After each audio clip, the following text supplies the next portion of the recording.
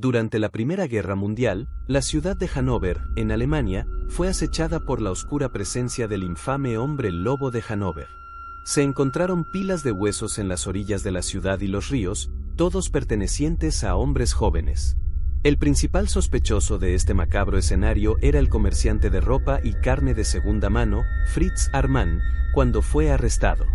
Los investigadores descubrieron que Fritz tenía numerosos clientes fieles, muchos de ellos fascinados por la calidad de la carne que vendía.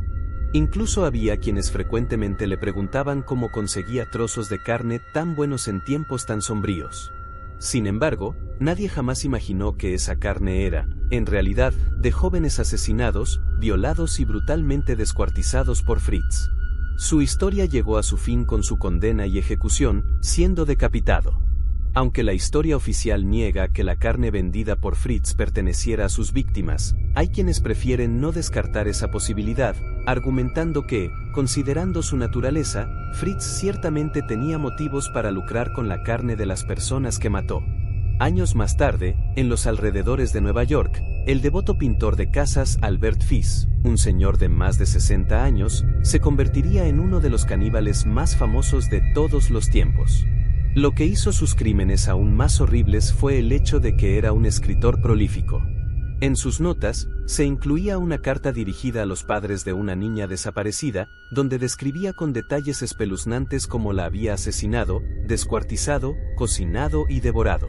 Esta carta eventualmente fue rastreada hasta Albert Fish, quien, al ser interrogado, dejó a muchos policías traumatizados con sus confesiones, revelando que había tenido muchas más víctimas además de la niña. Al final, Albert mostró entusiasmo por su sentencia de muerte en la silla eléctrica, describiéndola como la experiencia máxima que podría vivir. Algunas décadas después, nuevamente en Alemania, Joachim Kroll aterrorizó al país al asesinar y mutilar a más de una docena de mujeres jóvenes, cuyos cuerpos cocinaba y comía. Cuando fue arrestado, Joachim declaró que la carne de sus víctimas era mucho mejor que la que se vendía en las carnicerías de Alemania. Avanzando a tiempos más modernos, Jeffrey Dahmer es el primer nombre que nos viene a la mente cuando pensamos en monstruos más allá de la imaginación. Entre 1988 y 1991, Jeffrey, un joven aparentemente común que trabajaba en una fábrica de chocolate, masacró a 17 jóvenes. Fueron violados, mutilados, cortados, cocinados y devorados. Condenado a una sentencia de más de 1000 años de prisión, Jeffrey terminó siendo asesinado por otro recluso, cuya propia locura lo llevó a atacar al caníbal. Hasta ahora, hemos hablado de caníbales alemanes y estadounidenses, pero notablemente, los australianos también tienen en su historia casos perturbadores que involucran el canibalismo. En 1822, el convicto Alexander Pearce escapó del asentamiento penal conocido como las Puertas del Infierno, ubicado al sur de Tasmania, acompañado por otros 7 prisioneros. Después de algunos días enfrentando las condiciones heladas de la región, 3 fugitivos decidieron regresar a prisión, dejando atrás a los demás. Los que se quedaron comenzaron una serie de asesinatos, consumiendo los cuerpos unos de otros sistemáticamente para sobrevivir. Eventualmente, solo quedaron 2 hombres, Alexander Pearce y Robert Grenil. Los dos comenzaron a perseguirse mutuamente, hasta que Alexander logró engañar a Robert, matarlo con un hacha y luego devorarlo. Alexander fue capturado y devuelto a prisión, pero curiosamente no fue sentenciado a muerte, ni por el escape ni por el canibalismo. Sin embargo, en un segundo intento de fuga, contó nuevamente con la ayuda de un compañero, Thomas Cox. Después de alejarse de la prisión, Alexander asesinó a Thomas y se lo comió. Esta vez, sin embargo, su suerte se acabó, fue capturado, condenado a la horca y ejecutado por el crimen. Y, a pesar de tanta brutalidad por parte de tantos hombres de los que hemos hablado hasta ahora, es momento de hablar del que será el foco de nuestro caso. Algunos años después, en relación con el último caso del que estábamos hablando, en tiempos más recientes, una mujer merecidamente ganaría su lugar junto a estos monstruos. Así que, permíteme presentarte. Yo soy Pedro Rodríguez, y bienvenidos a otro episodio más aquí en La Noche Habla. Hasta el 1 de marzo del año 2000, la tranquila ciudad de Aberdeen, ubicada a 266 kilómetros al noroeste de Sídney, con una población de solo 1.750 habitantes, era más conocida como la tierra de origen del famoso perro pastor australiano, el Blue Heeler. Sin embargo, a partir de esa fecha, Aberdeen pasaría a ser recordada como el escenario de uno de los crímenes más horrendos de la historia australiana, y todo debido a una mujer aparentemente común, de mediana edad, que bien podría ser la voz de cualquier persona. Sin embargo, detrás de una fachada inocente, escondía graves problemas de ira y relaciones que culminaron en un acto de brutalidad inimaginable contra el único hombre que aún permanecía a su lado. Fue el 1 de marzo del año 2000 cuando el investigador senior Peter Anthony Muxio, de la policía de Aberdeen, en Nueva Gales del Sur, Australia, fue asignado a un caso de homicidio. Inicialmente, Peter creía que se trataba de otro caso común, pero por más horrible que fuera una escena de asesinato, jamás podría haber imaginado que este tendría una naturaleza tan grotesca y perturbadora. Al llegar a la calle St. Andrews, en un barrio aparentemente tranquilo de Aberdeen, Peter vio a un grupo de policías reunidos frente a la residencia número 84. En el lugar, fue recibido por el sargento Neville Rament, quien ya había entrado a la escena del crimen y le advirtió que el caso era extremadamente macabro. Con base en las investigaciones iniciales, Neville le informó que Kathleen Knight, una mujer de unos 40 años, parecía haber asesinado a su compañero, John Price, de manera brutal y cruel. Peter también habló con otros policías presentes, incluido el oficial de turno Graham Forley, el sargento Bob Wells y el oficial senior Michael Prentice. Todos coincidían en afirmar que el caso involucraba mutilación, despellejamiento, decapitación y posiblemente canibalismo. Y, como la investigación fue asignada a Peter, era su responsabilidad recopilar la información inicial para el registro rutinario del caso. Durante la inspección, su atención fue inmediatamente capturada por un objeto peculiar ubicado en el jardín trasero de la casa, cerca del garaje, donde estaba estacionado un sedán Ford blanco. Al acercarse, Peter notó que el objeto era, en realidad, un trozo de carne cocida. Sin dudarlo, lo recolectó como evidencia y solicitó un análisis de laboratorio detallado. Luego, Peter y el sargento Neville Rayman entraron a la residencia por la puerta trasera. Al pasar por la cocina, Peter vio algo que nunca olvidaría, un pedazo de piel humana colgando en la parte superior de la puerta que llevaba a la sala de estar. El trozo de piel era largo y se extendía desde la parte superior de la puerta hasta el suelo, formando una escena que parecía sacada de una pesadilla. Al entrar a la sala de estar, Peter se encontró con una visión aún más horrenda, el cuerpo de un hombre despellejado y decapitado, colocado de manera extraña.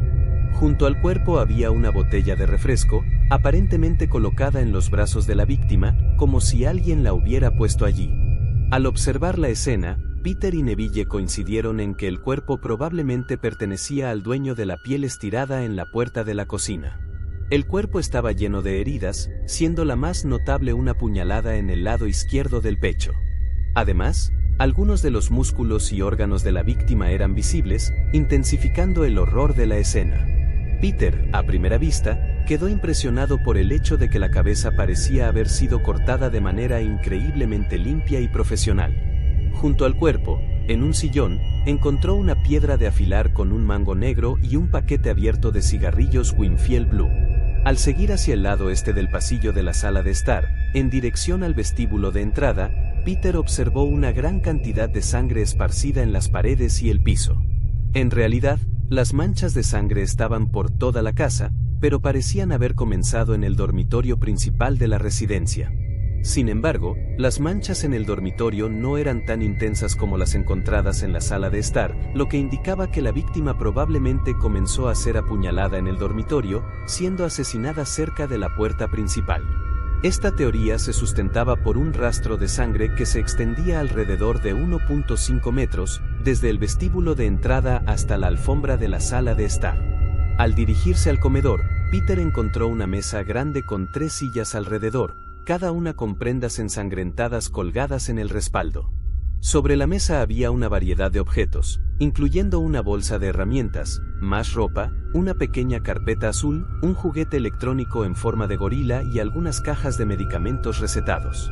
La poca cantidad de pastillas en las cajas sugería que habían sido usadas recientemente.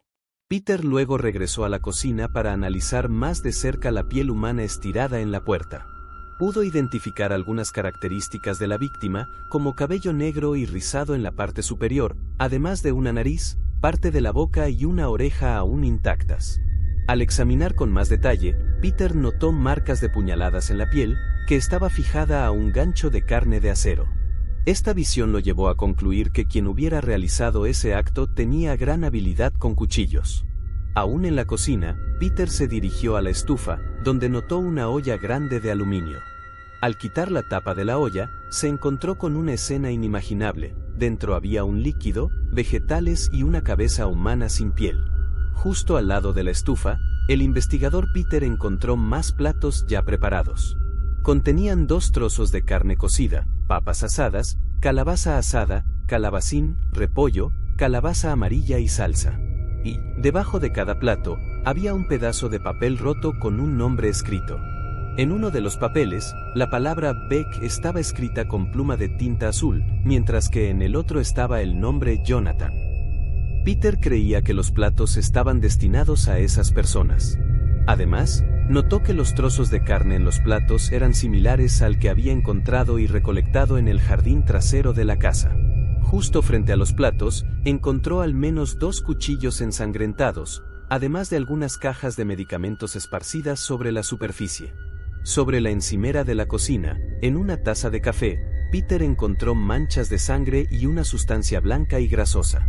En el piso de la cocina, también registró la presencia de una huella descalza, marcada con sangre. Estas huellas estaban cerca del refrigerador, cuyo mango e interior también estaban cubiertos de sangre. En el lado oeste de la cocina, Peter vio un pequeño armario. Dentro, encontró una fotografía de un hombre que él ya suponía que era la víctima y, cerca de la imagen, había un reloj manchado de sangre. Además, junto a la foto, encontró una nota escrita a mano, también manchada de sangre, junto con otra fotografía y algunos pequeños trozos de carne. La nota, llena de errores ortográficos, decía: "El tiempo te trajo de vuelta, Jonathan, por haber violado a mi hija. Tú, por Beck, por Ross, por pequeño John. Ahora juega con el pito, pequeño John. John Price". Después de ver el contenido de la carta, Peter concluyó que, claramente, la principal sospechosa, Kathleen Knight, había asesinado a su compañero John Price, despellejado y decapitado el cuerpo, cocinado su cabeza y servido partes de sus nalgas en platos que, aparentemente, estaban destinados a sus propios hijos. En principio, el crimen parecía estar motivado por venganza, posiblemente relacionado con algo que John Price había supuestamente hecho. Sin embargo, para comprender completamente la verdad detrás de un acto tan brutal, sería necesario interrogar directamente a la responsable de esa escena de horror. Poco después de su arresto, Kathleen Knight alegó inocencia y ni siquiera habló con los investigadores, afirmando que no recordaba nada. Solo después de extensas investigaciones y conversaciones con psiquiatras convocados por el tribunal, las autoridades lograron descubrir más detalles sobre la vida de la sospechosa. Aparentemente, Kathleen creció en un hogar completamente disfuncional. Su madre, Barbara Hogan, vivía con el escocés John Hogan, con quien tuvo 4 hijos. En determinado momento, Barbara comenzó una relación extramarital con Ken Charles Knight, compañero de trabajo de John. Este affair llevó al fin de su primer matrimonio, y los amantes se mudaron juntos a otra ciudad.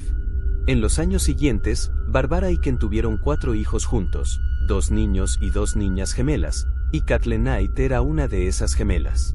Entonces, alrededor de 1959, 2 de los hijos mayores de Barbara, fruto de su matrimonio anterior, fueron a vivir con ella tras la muerte de John Hogan. Durante ese periodo, Kathleen reportó haber sido víctima de abusos sexuales tanto por parte de su padre como de otros miembros de su familia. Inicialmente, los investigadores mostraron escepticismo ante estas acusaciones. Sin embargo, los psiquiatras convocados creyeron en los relatos, especialmente porque, más tarde, otros miembros de la familia proporcionaron información que respaldaba las acusaciones de violencia sexual. Según Kathleen, los abusos habrían continuado hasta que cumplió 11 años. Además, durante ese periodo traumático, también tuvo que lidiar con su madre, quien frecuentemente expresaba repulsión hacia el sexo y los hombres en general. Por otro lado, Kathleen tenía como su mayor confidente y mejor amigo a su tío Oscar Knight. Eran muy cercanos, y Kathleen quedó devastada cuando, en 1969, Oscar se quitó la vida. Después de esta tragedia, la familia se mudó nuevamente, esta vez de regreso a la ciudad natal de Barbara, Aberdeen. Allí, Kathleen ingresó a la escuela secundaria de Muswellbrook. Sus antiguos compañeros de clase la describieron como una joven solitaria, pero también conocida por su comportamiento agresivo. Frecuentemente intimidaba a los chicos más pequeños y, al menos en una ocasión, atacó a un profesor, quien actuó en legítima defensa, hiriendo a Kathleen. Pero, a pesar de su comportamiento problemático, Kathleen era curiosamente descrita como una estudiante modelo durante sus periodos de buen comportamiento, recibiendo premios y elogios por su dedicación. También se reportó que era cariñosa y amable con los animales, una característica que contrastaba fuertemente con su agresividad hacia las personas. Su único contacto significativo con la justicia ocurrió a los 13 años, cuando fue llevada a un tribunal de menores por una acusación menor. Sin embargo, fue liberada rápidamente, sin mayores consecuencias. Con el tiempo, la reputación de Kathleen como una buena chica se fue desvaneciendo hasta que, a los 15 años, dejó la escuela sin haber aprendido adecuadamente a leer o escribir. Después de salir de la escuela, Kathleen consiguió un trabajo en una fábrica de ropa, donde permaneció durante un año. Durante ese periodo, su padre, Ken Knight, trabajaba como un carnicero habilidoso, habiendo ejercido su oficio en varios estados a lo largo de su carrera. Ken era un experto en carnes y pasaba largas jornadas de 12 horas en el matadero local. Por eso, no fue una sorpresa para la familia cuando Kathleen, acostumbrada al olor impregnado en la ropa de su padre, mostró interés en seguir la misma profesión. Así, su segundo empleo fue en un matadero, donde trabajó junto a su padre, su hermana gemela y su hermano Charlie. Todos pasaban horas deshuesando reses en un ambiente predominantemente masculino. Aunque su hermana mostró mayor incomodidad con el trabajo, Kathleen se adaptó bien al ambiente y rápidamente adoptó una actitud dura, ganándose el respeto de sus compañeros. Según personas cercanas, Kathleen siempre soñó con trabajar en el matadero, y ese deseo parecía reflejarse en su dedicación al trabajo. De hecho, no pasó mucho tiempo antes de que llamara la atención por sus habilidades y fuera promovida. Como parte del reconocimiento, Kathleen recibió un juego de cuchillos de carnicero y orgullosamente los colgó al lado de su cama. Ella creía que, si algún día los necesitaba, estarían siempre al alcance de su mano.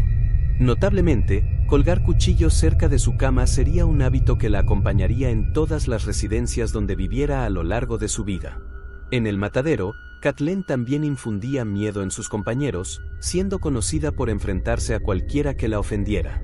No daba un paso atrás y desafiaba abiertamente a los hombres, construyendo una reputación de fuerza y determinación. Los investigadores más tarde entrevistarían a antiguos vecinos de Kathleen, quienes reportaron que ella frecuentemente los amenazaba y mostraba su personalidad intimidante incluso fuera del trabajo. Durante ese periodo, en 1973, Kathleen comenzó una relación con uno de sus compañeros del matadero, David Kellett. En esa época, David era un hombre profundamente frágil, lidiando con serios problemas de alcoholismo. Según fuentes cercanas, estos problemas de David estaban relacionados con dos eventos traumáticos que ocurrieron antes de su relación con Kathleen. El primero fue cuando presenció la muerte de su mejor amigo en un accidente laboral en su antiguo trabajo en una ferrovía. Más tarde, David estuvo involucrado en el rescate de un grupo de personas tras un accidente de autobús que había sido golpeado por un tren. Este desastre resultó en la muerte de 6 niños, dejando a David profundamente afectado por lo que vio en el lugar. Para lidiar con ello, David comenzó a consumir alcohol en exceso, lo que eventualmente llevó a su despido. Posteriormente, consiguió un nuevo empleo en el matadero de Aberdeen, donde terminó haciéndose amigo de uno de los hermanos de Kathleen. En 1974, fue David quien tomó la iniciativa de pedirle matrimonio a Kathleen. Cuando Barbara, la madre de Kathleen, se enteró de la propuesta, advirtió a David que tuviera cuidado con su hija. Barbara le aconsejó al hombre que lidiará con su alcoholismo, afirmando que, si cometía algún error, Kathleen podría incluso matarlo. Además, Bárbara dejó claro que creía que su hija tenía algunos tornillos flojos, y esta advertencia parecía presagiar los eventos que ocurrirían. En la noche de bodas, David fue sorprendido por un intento de estrangulamiento por parte de Kathleen. La justificación de ella para el intento de asesinato fue que él solo había tenido relaciones sexuales con ella 3 veces esa noche, cuando ella deseaba más. Este episodio sería solo el comienzo de un matrimonio lleno de conflictos y violencia. En una ocasión, David llegó tarde a casa después de participar en una competencia de dardos, en la que era finalista. Kathleen, que estaba embarazada y emocionalmente inestable, reaccionó con furia. Primero, quemó la ropa y los zapatos de su esposo. Luego, mientras David estaba distraído, Kathleen lo atacó con una sartén, golpeándolo con fuerza en la nuca. El golpe fue tan fuerte que le fracturó el cráneo a David, obligándolo a huir de casa. El hombre logró llegar a la casa de un vecino antes de desmayarse debido a las heridas. En el hospital, David acusó a Kathleen del ataque. La policía intentó arrestar a Kathleen, pero, tras presiones, David fue convencido de retirar las acusaciones y el caso no avanzó. Entonces, en mayo de 1976, nació la hija del matrimonio, Melissa Ann. A pesar de ello, el matrimonio siguió deteriorándose, hasta que, algún tiempo después, David huyó con otra mujer y se mudó a Queensland, abandonando a Kathleen y a su hija. Al día siguiente del abandono, Kathleen fue vista empujando el coche de bebé con Melissa por la calle principal del pueblo. Visiblemente alterada, movía el coche de un lado a otro, de manera algo agresiva. Se hicieron denuncias, y Kathleen terminó arrestada e internada en el Hospital St. Elmo, en Tamworth. Allí, fue diagnosticada con depresión posparto y permaneció bajo cuidado médico por varias semanas hasta que le dieron el alta. Sin embargo, poco después de salir del hospital, Kathleen protagonizó un acto aún más alarmante: dejó a su hija recién nacida sobre las vías del tren, luego, robó un hacha y salió por el pueblo, amenazando con matar gente. Un vagabundo conocido como Viejo Ted pasaba por las vías y, heroicamente, logró salvar al bebé antes de que ocurriera lo peor. Kathleen fue arrestada nuevamente y enviada al Hospital St. Elmo. Sin embargo, al mostrar una aparente mejoría en menos de un día, fue liberada.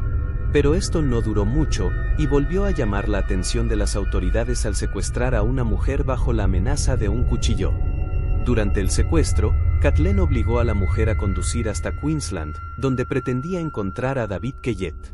Sin embargo, al detenerse en una gasolinera, la mujer logró escapar y pedir ayuda. Kathleen planeaba matar al mecánico que había reparado el vehículo que David usó para huir, y, cuando la policía llegó al lugar, Kathleen tenía a un niño pequeño como rehén con el mismo cuchillo. Las autoridades lograron acercarse y desarmarla usando escobas. Tras ser contenida, Kathleen fue internada nuevamente, esta vez en el Hospital Psiquiátrico Morisset. Al ser informado de los hechos, David dejó a su amante y decidió regresar a Aberdeen.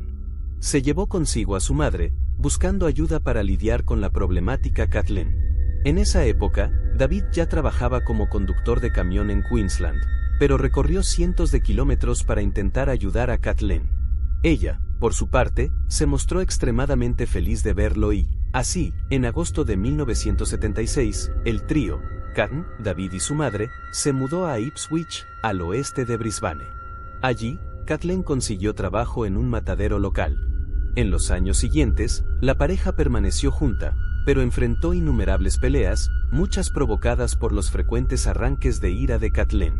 Durante estos episodios, atacaba a David con los puños, utensilios de cocina o cualquier objeto que tuviera a mano. A pesar de los conflictos, la pareja tuvo otra hija, Natasha Murray, hasta que, a mediados de 1984, David llegó a casa después del trabajo y encontró la residencia completamente vacía.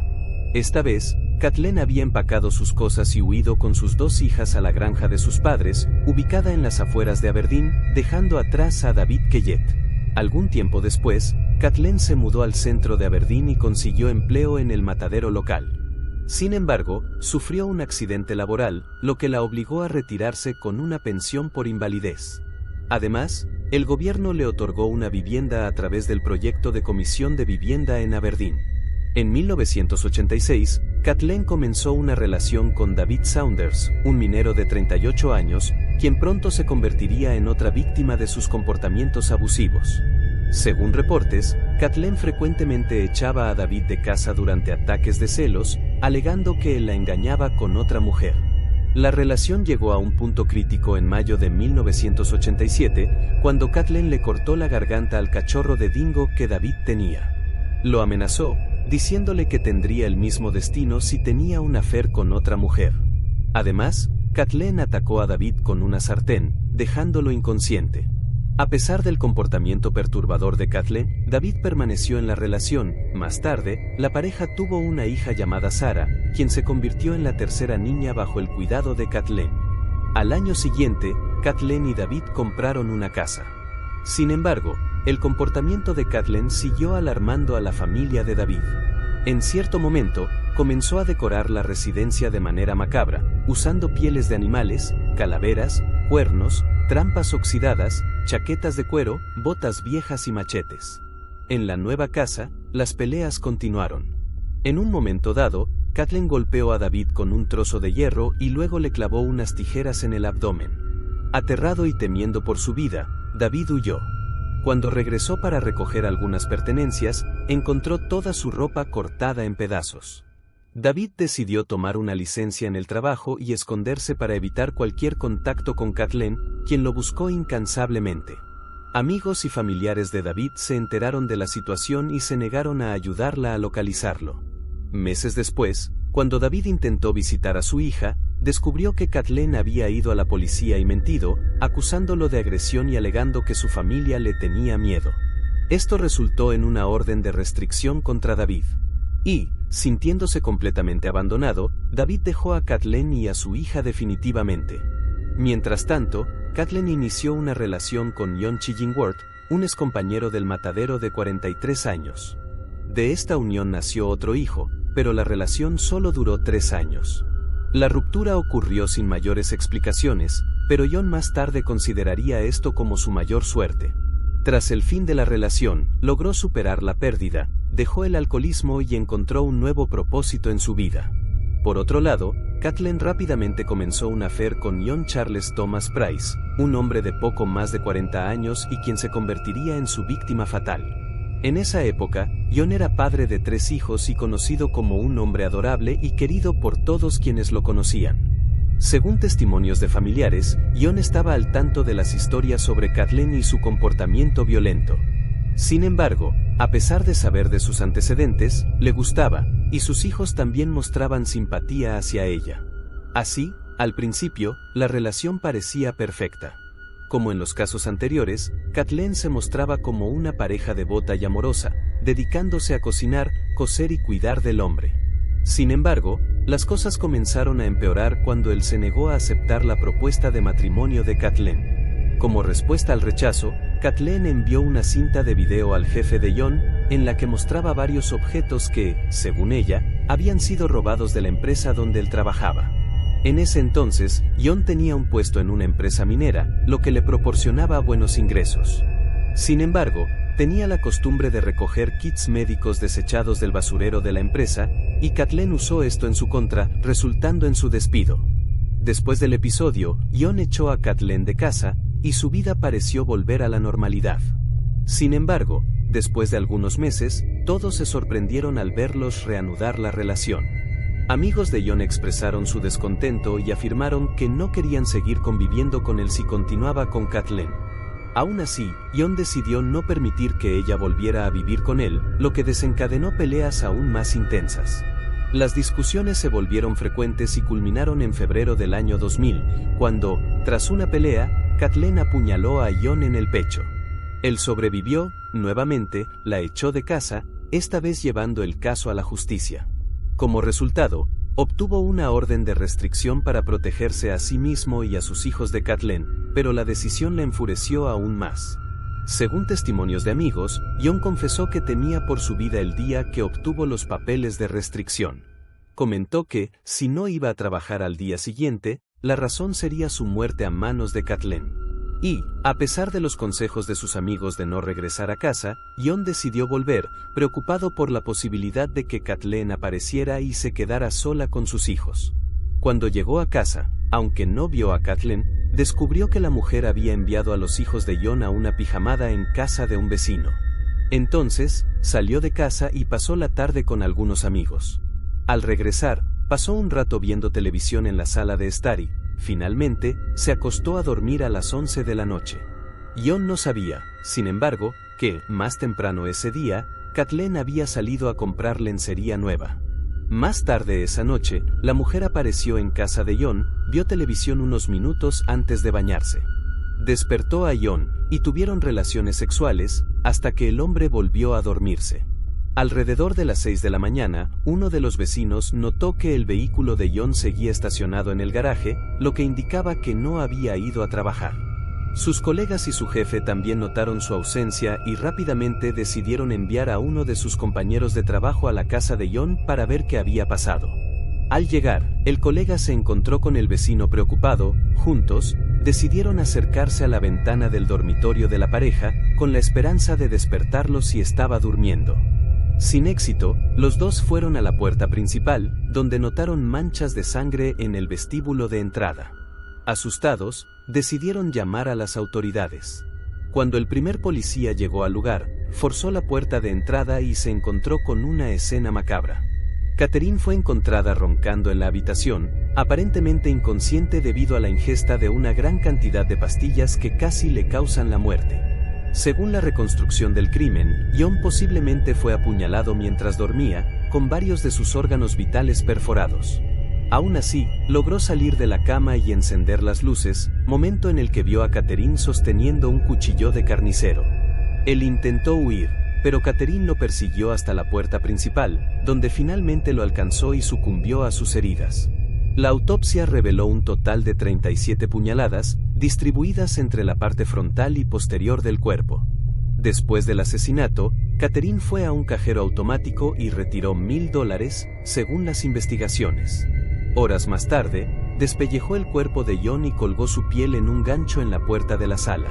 Luego, lo decapitó y cocinó algunas partes de su cuerpo, preparando una comida con papas asadas, zanahorias, calabazas, betabeles, calabacines, repollo, calabaza amarilla y salsa. Puso 2 lugares en la mesa del comedor, colocando notas al lado de cada plato con los nombres de los hijos de Jon. Sin embargo, los investigadores no pudieron explicar la presencia de una tercera comida, encontrada tirada en el patio trasero. La teoría más aceptada es que Kathleen intentó comerla, pero no pudo y la desechó con repulsión. En un último acto macabro, Kathleen colocó el cuerpo de Jon en una posición peculiar, con una botella vacía de refresco en la mano izquierda y las piernas cruzadas. Además, escribió una nota que luego fue encontrada por el investigador Peter Anthony Musio.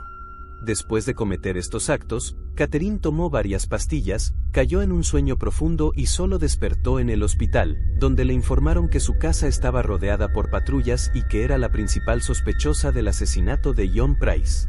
Inmediatamente, Kathleen fue llevada a un interrogatorio intensivo, pero negó cualquier recuerdo de lo ocurrido esa noche. En su versión, afirmó que solo había tenido relaciones sexuales con Jon antes de dormir.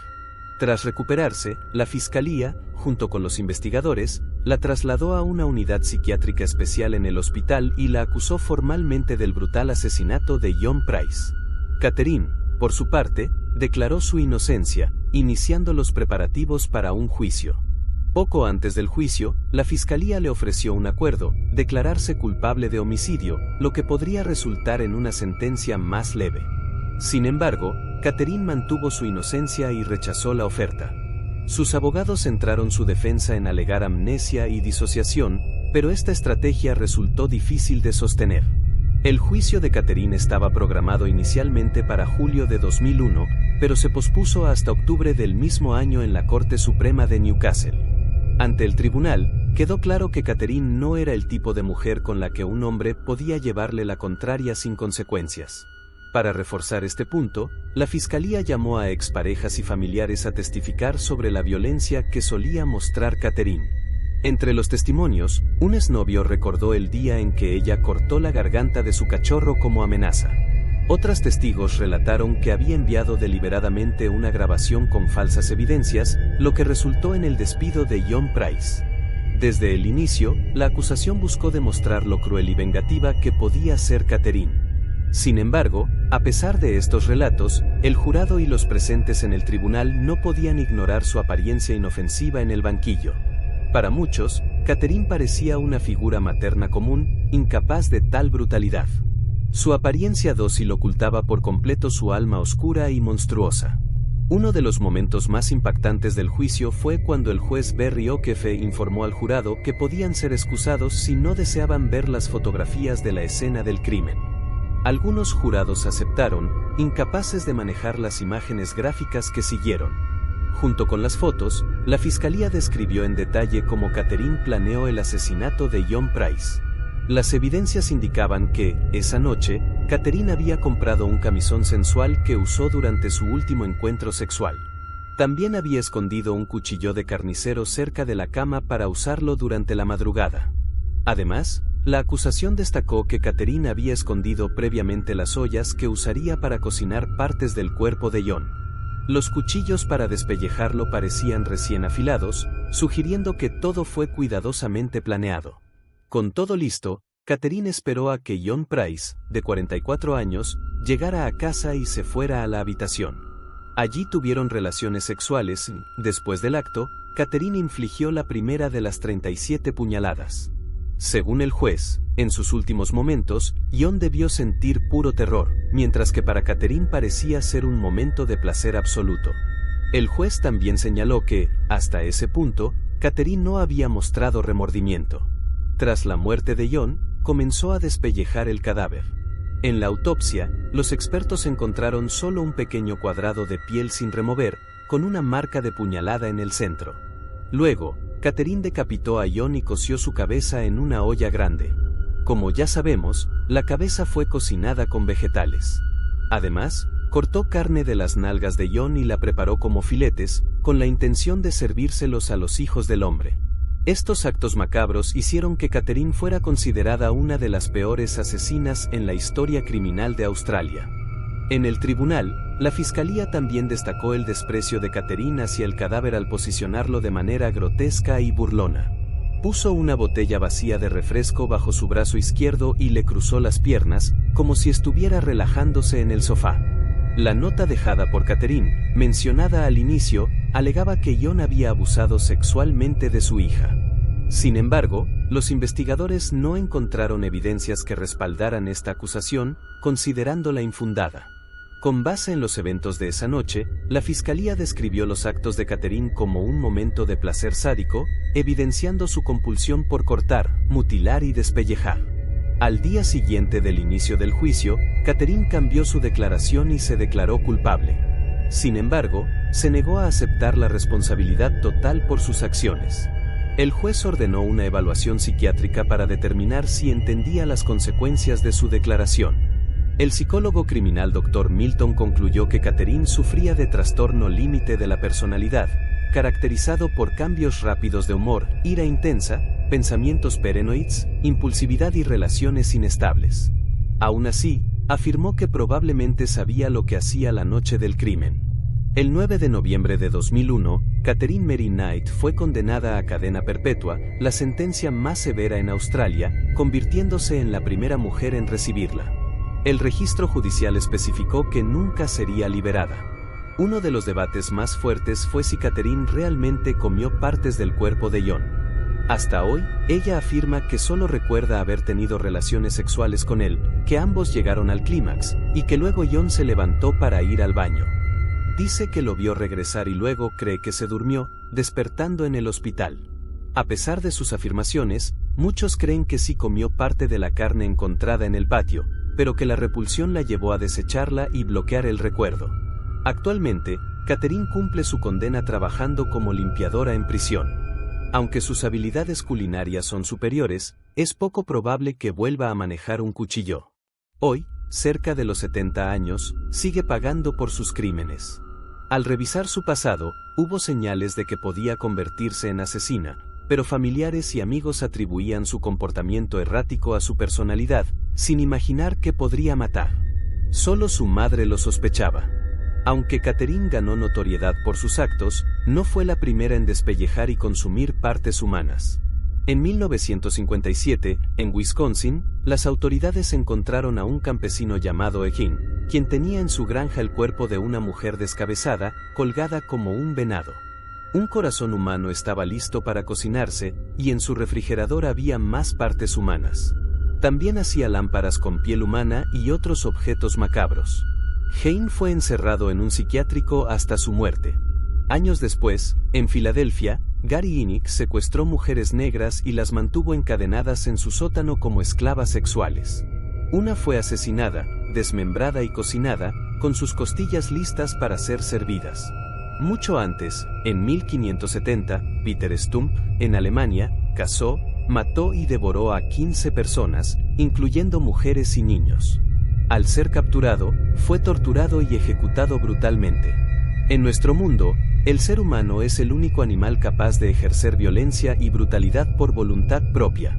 Algunos simplemente eligen matar, mutilar y devorar a otros.